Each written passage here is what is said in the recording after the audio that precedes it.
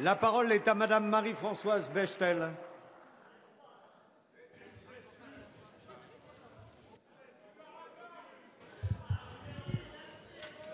Ma question s'adresse à Monsieur le ministre du Redressement productif. Monsieur le ministre, vous avez souligné l'importance de la mobilisation nationale autour de l'industrie et vous savez que nous sommes nombreux à soutenir cet objectif, de même que nous attendons beaucoup de la négociation conduite par le ministre du Travail sur la sécurisation de l'emploi. Dans l'attente de dispositifs législatifs pouvant rendre de l'oxygène à une industrie qui s'asphyxie lentement, des salariés sont durement touchés dans des zones où l'affaissement industriel atteint ses limites. C'est le cas du Soissonnais, où 2 des dernières entreprises industrielles, Phocast, producteur de pièces de fonte, et Baxi, spécialiste de chaudières, sont en voie de liquidation judiciaire, mettant en cause la vie de 300 travailleurs et de leurs familles, sans compter les emplois qui leur sont liés.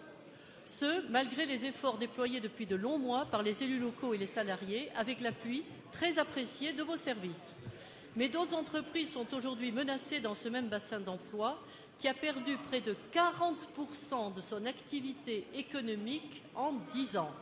Nous en arrivons à une situation dramatique et qui n'est hélas peut-être pas isolée. Ma question, Monsieur le ministre, porte donc sur les moyens dont l'État dispose pour aider les territoires qui traversent de telles crises.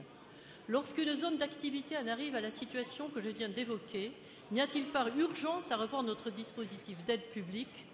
Ne doit-on pas envisager la tenue d'un comité interministériel d'aménagement du territoire pour revoir les conditions mêmes dans lesquelles peut se nouer l'activité économique?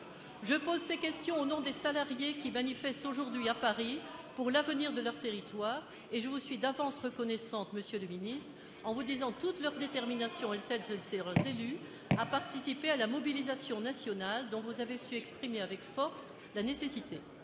Merci. La parole est à Monsieur Arnaud Montebourg, ministre du Redressement productif. Monsieur le Président, Mesdames et Messieurs les députés, Madame la députée Marie-Françoise Bechtel, je veux indiquer que, à juste titre, vous soulignez que l'ensemble du territoire est aujourd'hui affecté par ce phénomène d'affaissement de l'économie. En temps normal, notre pays connaît 40 000 faillites. Nous sommes à 62 000, 3 000. Nous sommes donc en difficulté et la Picardie, votre région, n'échappe pas à cette loi cruelle. Vous citez 2 entreprises, l'une est en liquidation judiciaire, l'autre a accepté de mettre en attente le plan social en attendant que des solutions industrielles avec l'entreprise et avec le commissaire au redressement productif et l'ensemble des partenaires locaux, puisqu'il s'agit d'une mobilisation à la fois nationale mais aussi locale, pour dégager des solutions de rechange. Mais nous voyons bien que certains territoires, comme celui que vous indiquez, le vôtre, le Soissonnais, est particulièrement affecté.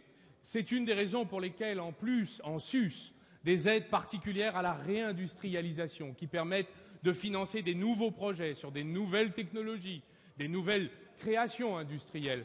Nous imaginons que la carte du territoire devra être revue pour exercer les priorités sous la forme d'une cartographie où certaines des régions les plus touchées par la crise qui vient de passer et qui continue soient privilégiées. C'est le sens d'ailleurs que ma collègue Cécile Duflot, ministre de l'égalité du territoire, met dans son travail de redéfinition de cette carte des aides à finalité régionale. Un comité interministériel se tiendra bientôt sous son égide et celle de Monsieur le Premier ministre. Soyez assurés qu'en tout cas nous sommes sensibles à ces régions plus touchées que d'autres, qui doivent recevoir plus que d'autres le soutien de la nation tout entière. Merci.